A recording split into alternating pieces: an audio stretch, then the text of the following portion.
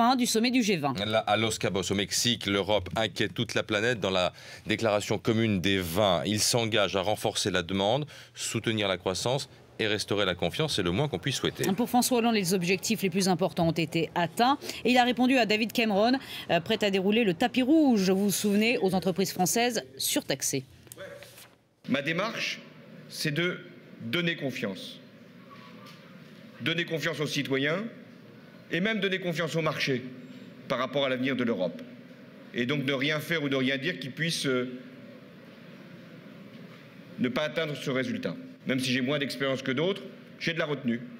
Apolline de Malherbe, vous êtes à Los Cabos. Qu'est-ce que le président Hollande a réussi à négocier dans ce sommet et qu'est-ce qu'il en retire ? François Hollande quitte ce G20 avec le sentiment du devoir accompli. Oui, l'engagement sur la croissance figure bien dans le communiqué final et même en très bonne position. Nous sommes unis pour résoudre et promouvoir la croissance et les emplois, est-il écrit. En 2 jours, François Hollande se sera éloigné des Anglais mais rapproché des Allemands. Passe d'armes très vive avec David Cameron, mais solidarité avec Angela Merkel, décidée à se serrer les coudes face aux critiques de moins en moins voilées des partenaires et notamment des Américains qui sous-entendent que l'économie européenne plombe la reprise américaine. François Hollande quitte quand même ce G20 avec un échec personnel. La taxe sur les transactions financières a purement et simplement disparu du communiqué final, mais il donne rendez-vous au prochain sommet européen pour quand même avancer sur ce dossier, dit-il, avec ceux qui y sont décidés, et notamment les Allemands.